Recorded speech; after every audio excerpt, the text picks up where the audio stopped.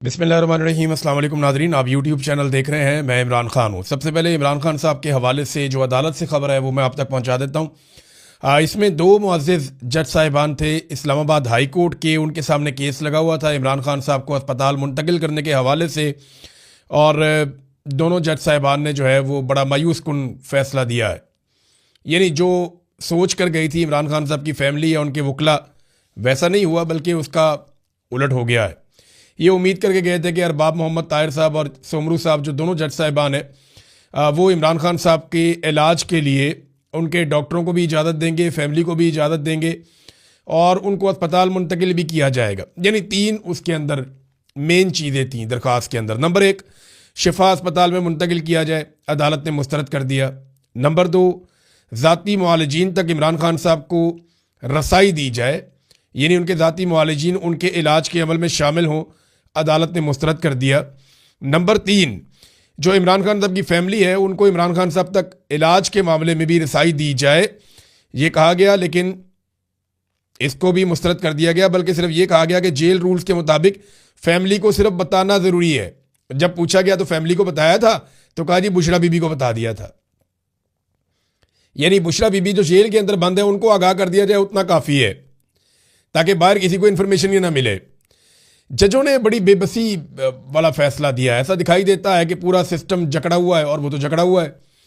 और इमरान खान साहब एक मरतबा नहीं, कई मरतबा ये बात कह चुके हैं कि फैसला सड़कों पे होगा। ये बात पाकिस्तान तहरीक इंसाफ को जितनी जल्दी समझ आ जाए, या पाकिस्तानियों को जितनी जल्दी समझ आ जाए, उतनी जल्दी ये मसला हल हो जाएगा।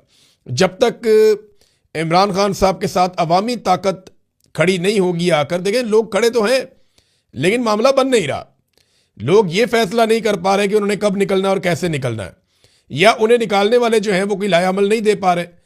अगर तो ये फैसला सड़कों पे होना है तो फिर आज हो जाए या 10 साल के बाद हो जाए, होना तो ये सड़कों पे। और इमरान खान साहब इस बारे में कई मरतबा कह चुके हैं। अब सिर्फ जो अदालती ऑर्डर है उसमें एक चीज़ है कि एक नया बोर्ड तश्कील दिया जाए डॉक्टरों का, और जो डॉक्टर हैं वो इमरान खान साहब के डॉक्टरों से राब्ते में रहें, और बोर्ड फैसला करे कि इमरान खान साहब को अस्पताल लाना है या नहीं लेकर आना।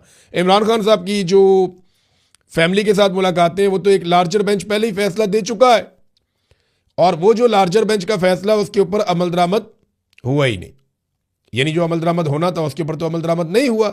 इमरान खान साहब की और उनकी फैमिली की मुलाकातें नहीं हो रही, लार्जर बेंच का फैसला भी नहीं माना जा रहा। तो ये बेंच भी कोई फैसला दे देता तो क्या गारंटी थी कि माना जाता। मेरे ख्याल जजों ने अपनी भी इज्जत बचाई है कि जो कहा जाता है वैसा फैसला दे दिया जाए, जैसा माहौल है वैसा फैसला दे दिया जाए। नवाज शरीफ को याद होगा, आपको अदालत गारंटियां मांगती थी, और नवाज शरीफ को स्टाम्प पेपर के ऊपर पाकिस्तान से बाहर रवाना कर दिया था सजा याफ्ता मुजरिम को। फिर वो 4 हफ्ते का कहकर 4 साल तक वापस ही नहीं आया। नवाज शरीफ के लिए ये अदालतें कुछ और थी, इमरान खान के लिए ये अदालतें कुछ और हैं। और उसकी वजह यह है कि नवाज शरीफ और उस वक्त का आर्मी चीफ जनरल बाजवा अंदर से मिले हुए थे, और मौजूदा जो कैदी हैं इमरान खान साहब, ये आसिम मुनीर के साथ मिले हुए नहीं हैं। यानी आसिम मुनीर से कोई हाथ मिलाने के मूड में नहीं है। इस तरह की खबरें दी जाती हैं। नजम सेठी ने कहा कि 4 जर्नैल हैं रिटायर, वो कोई जाते हैं इमरान खान साहब से मिलने के लिए, दावा किया गया, और वो इमरान खान साहब को मनाने की कोशिश कर रहे हैं। खुद से तो जा नहीं सकते, लाजमी बात है कि भेजने वाले ही भेजते हैं। जब फैमिली नहीं मिल पा रही तो ये 4 रिटायर्ड जर्नैल कैसे जाके मिल सकते हैं। वैसे इन खबरों का कोई सर पैर है नहीं। कुछ ये भी बताया जा रहा है कि बैरून मुल्क से पाकिस्तानी आए थे, उन्होंने आकर भी कोशिश की है इमरान खान साहब की, उनको मनाने की, कोई मामला हल करने की, लेकिन इमरान खान साहब किसी किस्म की डील पे आमादा नहीं हो रहे। देखिए, जो कुछ आसिम मुनीर साहब ने इमरान खान के साथ कर दिया है ना, तो आसिम मुनीर के साथ डील करना तो इमरान खान के लिए लगभग नामुमकिन हो गया। अब ये चीज़ें जो हैं वो पाकिस्तान के इदारों को, पाकिस्तान की अदलिया को, फौज को, सबको ये बात सोचनी है कि क्या सिर्फ एक आसिम मुनीर के लिए वो इतना बड़ा रिस्क ले सकते हैं जो इस वक्त लिया जा रहा है। यहाँ पे एक एग्जाम्पल भी पेश की इमरान खान साहब के वकील ने, और उन्होंने कहा कि कत्ल में मुलव्वस मुजरिम को उसकी आंख के इलाज के लिए गुज़िश्ता रोज़ ही चीफ जस्टिस ने रिहा किया है। आप अंदाज़ा करें, एक बंदे ने कत्ल किया हुआ है और वो गिरफ्तार है, और चीफ जस्टिस ने एक दिन पहले उसकी आंख के इलाज के लिए उसको रिहा कर दिया है। लेकिन इमरान खान की आंख की बिनाई जा चुकी है, यानी उसकी आंख ज़ाया तो नहीं हुई थी, लेकिन इमरान खान की तो आंख की बिनाई जा चुकी है, और उन्हें इलाज करने की इजाज़त नहीं है कि उनका इलाज वो करवाएं जाकर, उन्हें इजाज़त नहीं दी जा रही। अब आ जाए नाज़रीन कुछ इंटरनेशनल खबरों की तरफ, फिर वापस आऊँगा, आपको कुछ और चीज़ें बताऊँगा पाकिस्तान में से। सबसे पहले तो ये है कि शहबाज शरीफ को तलब कर दिया गया है सऊदी अरब में। इससे पहले आसिम मुनीर साहब को तलब किया गया था सऊदी अरब में, और अब शहबाज शरीफ साहब को सऊदी अरब में तलब किया गया है। फील्ड मार्शल आसिम मुनीर के बारे में मैं आपको एक फैक्ट बता दूं कि गुज़िश्ता चंद दौरों में, यानी 3-4 मरतबा ये हो चुका है कि फील्ड मार्शल आसिम मुनीर सऊदी अरब गए और मोहम्मद बिन सलमान ने उनसे मुलाकात नहीं की। इसकी वजह क्या है आप सारे बखूबी समझ सकते हैं। पाकिस्तान सऊदी अरब के साथ एक दिफाई मुआहदे में है, और अब पाकिस्तान को यह कहा जा रहा है सऊदी अरब की हुकूमत की जानिब से कि आओ और अपना मुआहदा पूरा करो, क्योंकि सऊदी अरब ने पाकिस्तान को बहुत पैसा दिया है, बहुत तेल दिया है, बड़ी इमदाद दी है। अब या तो पाकिस्तान को उन सहूलतों से हाथ धोना पड़ेगा या पाकिस्तान को दिफाई मुआहदे के ऊपर अमल दरामद करना पड़ेगा। अब ये दिफाई मुआहदा एक तरफा था, यानी फील्ड मार्शल आसिम मुनीर ने तय किया, शहबाज शरीफ ने साथ मिलकर मुआहदा कर दिया, कौम को कानो कान खबर ही नहीं हुई। ये अचानक जाते हैं, पता चलता है जी हमारा दिफाई मुआहदा हो गया सऊदी अरब के साथ। पार्लियामेंट में डिस्कस ही नहीं हुआ, किसी फोरम के ऊपर इस पर बातचीत ही नहीं हुई। भाई बातचीत तो होती, पता चलता कि क्या करने जा रहे हैं, किसके साथ लड़ना है। यानी ये शिक इसमें हो सकती थी अगर किसी मुसलमान बरादर इस्लामी मुल्क से कोई झगड़ा होगा सऊदी अरब का, तो उसमें पाकिस्तान का रोल क्या होगा, दिफाई मुआहदे में ये शामिल हो सकता था। लेकिन इसको पार्लियामेंट में लाया जाता तभी तो शामिल होता। बहरहाल शहबाज शरीफ साहब को तलब किया गया है, और इससे पहले शहबाज शरीफ ने रब्ता किया था ईरानी सदर से। उसमें ईरानी सदर की जानिब से बताया गया कि शहबाज शरीफ का रब्ता हुआ था, पुतिन का भी रब्ता हुआ था, लेकिन पाकिस्तान की जानिब से बिल्कुल कुछ नहीं बताया गया कि पाकिस्तानी वज़ीर आज़म ने ईरानी सदर को क्या पैगाम पहुंचाया। देखिए, पाकिस्तानी वज़ीर आज़म जो है ना, वो इस वक्त अमेरिका के बड़े ख़ास लोगों में से एक है, डोनाल्ड ट्रंप के बहुत ख़ास वफादारों में से एक है। डोनाल्ड ट्रंप के खसूसी नुमाइंदे स्टीव विटकॉफ ने 2 मरतबा ये कोशिश की है मुख्तलिफ खबरों के मुताबिक कि मुज़ाकरात किए जाएँ किसी तरह से। अब ये द गार्डियन ने इसके ऊपर एक खबर भी लिखी है, और द गार्डियन का दावा है कि मारूफ बरतानवी ये अखबार है, आप जानते हैं सारे, उसकी खबर के मुताबिक ईरान ने अमरीकी सदर डोनाल्ड ट्रंप के खसूसी एलची स्टीव विटकॉफ की तरफ से भेजे गए जंगबंदी के 2 पैगामात को मुस्तरद कर दिया है। देखिए, अमेरिका जंगबंदी चाहता है, शहबाज शरीफ को भी इसके लिए इस्तेमाल किया गया। शहबाज शरीफ ने ईरान से रब्ता किया कि जी जंगबंदी कर दें, मेहरबानी करें, आप अमेरिका की तरफ से भी है और सऊदी अरब की तरफ से भी है, तो आप जंगबंदी करें। लेकिन ईरान ने इनकार कर दिया और अपनी शराइत रख दी है। अब स्टीव विटकॉफ की तरफ से भेजे गए जंगबंदी के 2 पैगामात को ईरान ने मुस्तरद किया, क्योंकि ईरानी की आदत को लगता है कि वो जंग हार नहीं रहे। ईरान के वजीर खारजा ने कहा कि सिर्फ अमेरिका की तरफ से जंग खत्म करने का ऐलान काफ़ी नहीं होगा। ईरान का मौक़िफ़ है कि जंगबंदी तभी मुमकिन होगी जब अमेरिका ये पक्की ज़मानत देगा कि वो दोबारा ईरान पर हमला नहीं करेगा। अब ईरानी पार्लियामेंट के स्पीकर ने भी स्टेटमेंट दिया कि ईरान जंगबंदी नहीं करना चाहता और दुश्मन के हर हमले का फ़ौरन जवाब दिया जाएगा। फिर एक और स्टेटमेंट भी आया ईरान से कि अब ईरान अपनी मर्जी से अटैक करेगा, ईरान पे अटैक किया जाए या ना किया जाए। हुज्जत तमाम हो चुकी है, अमेरिका और इसराइल ने वादा खिलाफी करते हुए हमला कर दिया है, लिहाजा ईरान अब अपनी मर्जी से हमले करेगा। अब आबना हरमुज़ के ऊपर भी उनका कंट्रोल है मुकम्मल तौर पे। शहबाज शरीफ ने कोशिश की, विटकॉफ ने कोशिश की, कुछ और लोगों ने कोशिश की, लेकिन ईरान जंगबंदी कर नहीं रहा, क्योंकि 3 शराइत रख दी हैं ईरानी हुकूमत ने।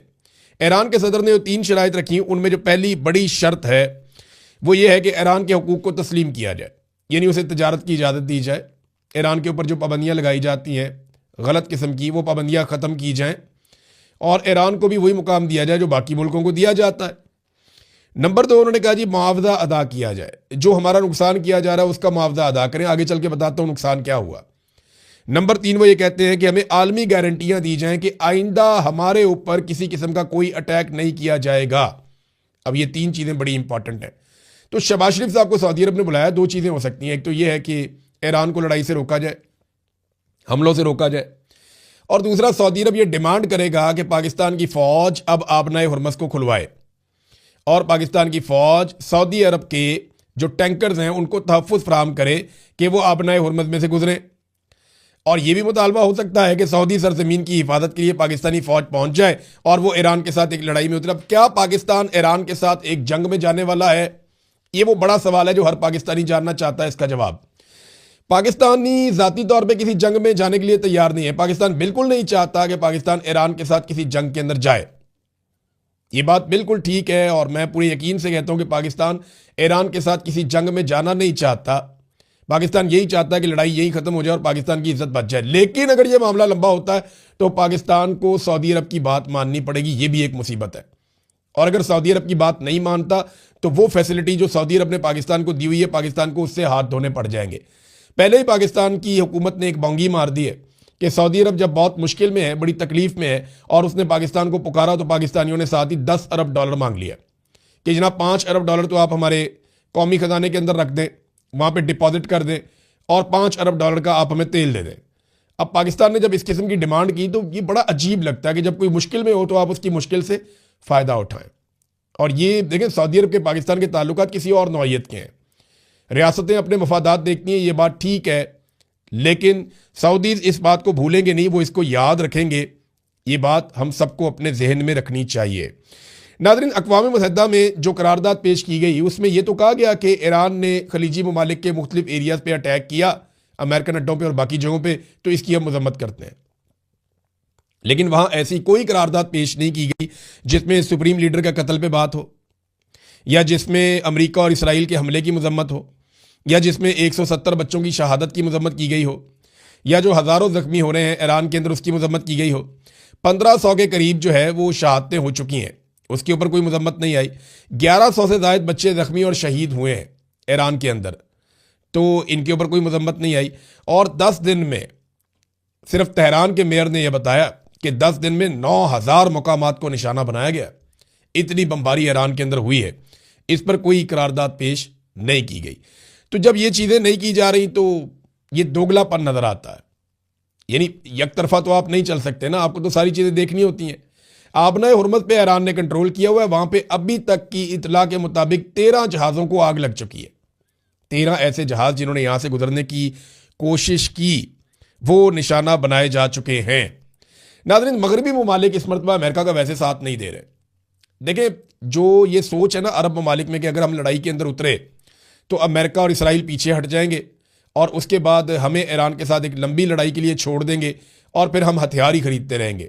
वो महंगे हथियार हमें बेचे जाएंगे, कभी हमें हथियार बेचेगा अमेरिका, कभी बेचेगा कोई और मुल्क, कभी कोई मगरबी मुल्क। तो ये तो पैसा बनाएंगे हमसे और हम एक ऐसी लड़ाई में चले जाएंगे जो हमें तबाह करेगी। देखिए ना, ईरान और इसराइल ये दो मुल्क हैं इस रीजन में जिन्होंने अपने आप को ऐसे तैयार किया है कि किसी भी जंग की सूरत में अपने आप को बचा सके। इन्होंने जो तरक्की की है वो दिफाई नुक्ता नज़र से की है, ईरान ने और इसराइल ने। वो बंकर्स उन्होंने बनाए, इन्होंने ज़ेर ज़मीन सुरंगें बनाई हैं, उन्होंने अपने हथियार बनाए, इन्होंने अपने मिसाइल बनाए, उन्होंने अपने आप को ट्रेंड और अपने आप को डेवलप ऐसे किया है। ये जो खलीजी ममालिक है ना, इन्होंने दिफाई नुक्ता नज़र से अपने आप को डेवलप ही नहीं किया। इन्होंने अंधाधुंध तामीरात की हैं, बड़ी शानदार बिल्डिंग बनाई हैं, बड़ी ज़बरदस्त सड़कें बनाई हैं, बड़ा शानदार किस्म का सिस्टम डेवलप किया है जदीद तरीन, लेकिन दिफाई नुक्ता नज़र से नहीं किया। तो ये बहुत वुल्नरेबल है।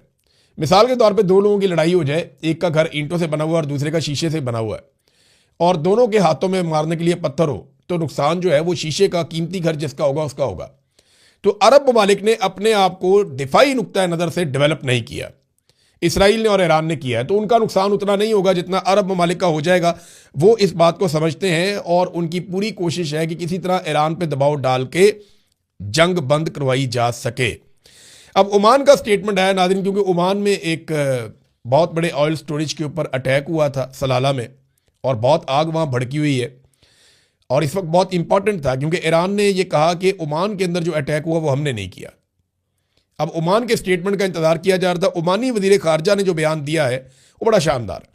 उन्होंने कहा जी ये जो जंग लगी है ना, इसका मकसद ईरान को कमज़ोर करना और खित्ते की नई तश्कील करना है।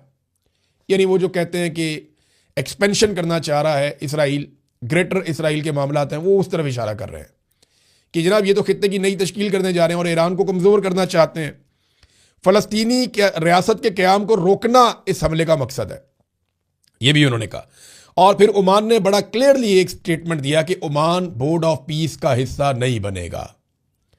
यानी जो ट्रंप ने बोर्ड ऑफ पीस बनाया, ओमान उसका हिस्सा नहीं रहेगा, ये उन्होंने कहा। और इसराइल से ताल्लुकात कभी कायम नहीं करेंगे, उनके साथ हालात हमारे नॉर्मलाइज नहीं होंगे। अब ये जो स्टेटमेंट है ये बड़ा क्लियर है ओमान की जानिब से, और ऐसा लगता है कि अरबों को ईरानियों से लड़ाने की जो कोशिश है वो उतनी कामयाब नहीं हुई अमेरिका की जानिब से जितने दावे शुरू में किए जा रहे थे या जिस किस्म की उम्मीद लगाई जा रही थी। नादरीन, खलीजी ममालिक में जो आलमी मालियाती इदारे हैं वो शदीद ख़तरे में पड़ गए हैं। बहुत सारे लोग अपना पैसा निकाल के खलीजी ममालिक से जाना चाहते हैं और कई लोग कह रहे हैं जी वो वापस नहीं आएंगे, ये ममालिक महफूज नहीं है। और अरब ममालिक जो हैं वो ये सोच रहे हैं कि हमने तो अमेरिका पे इन्हिसार किया था, अरबों डॉलर खर्च किए थे कि ये हमारी हिफाजत करेंगे, और जब वक्त आया तो ये निकल गए हमें अकेला छोड़ के, और इन्होंने हमसे ज़्यादा इसराइल की हिफाजत के लिए कोशिश की, बल्कि हमारे हथियार यहाँ से उठाकर इसराइल ले गए उनको बचाने के लिए, और अभी जनूबी कोरिया से भी हथियार उठाकर ला रहे हैं कि किसी तरह भी इसराइल की मदद की जाए। अब खलीज के अंदर जो मालियाती इदारे हैं वो अपने दफातर बंद कर रहे हैं, क्योंकि ईरान के अंदर मालियाती इदारों पे अटैक किया गया, उनके बैंक पे अटैक किया गया, तो ईरान की फ़ौज ने फिर ऐलान किया कि हम भी इसी तरह के हमले कर सकते हैं अमेरिका और इसराइल के जो आलमी मालियाती इदारे या उनके शेयर्स जिनमें मौजूद हैं उनके ऊपर। तो फिर खलीजी ममालिक में बहुत तेज़ी से आलमी मालियाती इदारे अपने दफातर बंद कर रहे हैं और इसका भी नुकसान होगा। नाज़रीन, मैंने आपको बताया था कि मगरबी ममालिक उस तरह से खड़े नहीं हुए अमेरिका के साथ जैसे पहले खड़े होते थे, यानी जर्मनी अभी तक इस जंग का हिस्सा नहीं बना। यहाँ बरतानिया के अंदर जो पार्लियामेंट में बातचीत हुई, बड़ी शदीद तनकीद हुई हुकूमत के ऊपर, वो इस जंग का प्रॉपर हिस्सा नहीं बना। इसी तरह से फ्रांस ने मुखालफत की है, स्पेन ने मुखालफत की है, स्कैंडिनेवियन कंट्रीज़ ने मुखालफत की है, और अब कनाडा के वज़ीर आज़म ने भी ये स्टेटमेंट दे दिया है कि ईरान जंग में हम कभी हिस्सा नहीं लेंगे। बड़ा कैटेगोरिकली उन्होंने कह दिया। तो डोनाल्ड ट्रंप पहली मरतबा अपने रवायती और पुराने इत्तेहादियों से काफ़ी दूर दिखाई दे रहे हैं, और अमेरिका के लिए ये बड़ी अलार्मिंग सिचुएशन है। नाज़रीन, अब पाकिस्तान के अंदर से 2-3 खबरें हैं, मैं जल्दी से आपके सामने रख देता हूँ। नंबर 1 तो ये है कि बार्सिलोना स्पेन के अंदर एक पाकिस्तानी रहते थे, ये सोराब बाइक्स वाले हैं गालिबन, ये नुमान कैसर साहब, ये इनको स्पेन से वापस पाकिस्तान आए थे ये अपने मुकदमात का सामना करने के लिए, और रेड वारंट की वजह से आए थे, क्योंकि रेड वारंट हो गए थे और इंटरपोल के मामला थे, तो ये वापस पाकिस्तान आए। इन्होंने अदालतों के सामने सरेंडर किया और उसके बाद जेल से निकलते हुए इन्हें वहाँ से अगवा कर लिया गया और इनको उठा कर ले गई पुलिस, और फिर जैसे सीसीडी करती है इन्हें भी जाली पुलिस मुकाबले के अंदर पार कर दिया गया, इन्हें मार दिया गया। जब इन्हें पकड़ा गया था ना, तब ये आवाज़ उठाई गई थी कि इन्हें मार ना दिया जाए, बड़ी अपीलें की गई, सब ने ये बताया, लेकिन फिर मार दिया गया। अब मामला ये है कि कोई मुजरिम है, मुलजिम है, कातिल है, कुछ भी है, आपने अदालत के जरिए सज़ा देनी होती है। अदालत अगर ज़मानत दे रही है तो आप उसको बाहर निकाल के कत्ल कर सकते हैं, ये है बड़ा सवाल। और देखें, इंटरपोल आप पे भरोसा कैसे करेगा? अब अगर आप इंटरपोल को कहेंगे रेड वारंट के जरिए किसी पाकिस्तानी को हवाले करें, तो वो पाकिस्तानी ये मिसालें पेश नहीं करेगा, जनाब ये बंदा भी गया था, ये बंदा भी गया था, ये बंदा भी गया था, उन्होंने वहाँ कत्ल कर दिया, लिहाजा आप मुझे वापस ना भेजें, वहाँ पे तो उनको असाइलम मिलना शुरू हो जाएंगे। तो ये बड़ी अजीबोगरीब हरकत शुरू कर दी है पंजाब हुकूमत ने, और इसका नुकसान पाकिस्तान को होगा। नाज़रीन, लाहौर में एक और 2.5 साल का बच्चा गटर में गिर गया। अब टिकटॉकर किधर है बताए ना? वो तो बड़ी लंबी प्रेस कॉन्फ्रेंस, जनाब एयरपोर्ट के ऊपर मीटिंग, तो ब्यूरोक्रेसी की बेइज्जती, तो जनाब आ जाओ जी, सारा मीडिया इसको चला रहा था, ज़मीन आसमान के कलाबे मिलाए जा रहे थे कि दुनिया की सबसे अच्छी एडमिनिस्ट्रेटर।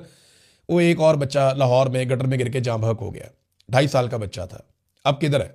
बोले ना, बात करें, सामने आए। नहीं, इनको सिर्फ सस्ता सौदा और चूरन बेचना होता है कौम के सामने, इन्हें अवाम से कोई लगाव नहीं है। गल्फ स्ट्रीम का जो इन्होंने जहाज़ लिया 11 अरब रुपए का, महंगा तरीन अयाशी वाला जहाज़, वो जहाज़ यूरोप में फिर रहा है, कभी वियना जाता है, कभी किसी और मुल्क में जाता है, कभी किसी और मुल्क में जाता है, वो अलग अलग डेस्टिनेशंस पे जा रहा है। पंजाब हुकूमत से पूछो, वो कहते हैं जी मरियम नवाज तो लाहौर में। अब मरियम नवाज लाहौर में है तो जहाज़ के झूले कौन ले रहा है? जहाज़ लेकर कौन निकल गया यूरोप? को फैमिली मेंबर है, कोई जानने वाला है, कोई वाकफ है, कोई सियासतदान है, कोई फौजी है, कोई ब्यूरोक्रेट है, कौन निकल गया जहाज़ लेकर यूरोप के टूर पे, और वो वहां पे मुख्तलिफ मुल्कों में जहाज़ लेकर फिर रहा है? कौन इतना अय्याश और कौन इतना बड़ा आदमी है जिसके लिए कौम के पैसों से खरीदा हुआ 11 अरब का जहाज़, महंगा जहाज़ जिसके अंदर गोरे पायलट्स हैं, वो लेकर उसको लगा फिरता है यूरोप के अंदर, और कोई जवाब नहीं अब तक। अब तक इतने अपना ख्याल रखिएगा, अपने चैनल का भी। अल्लाह हाफ़िज़।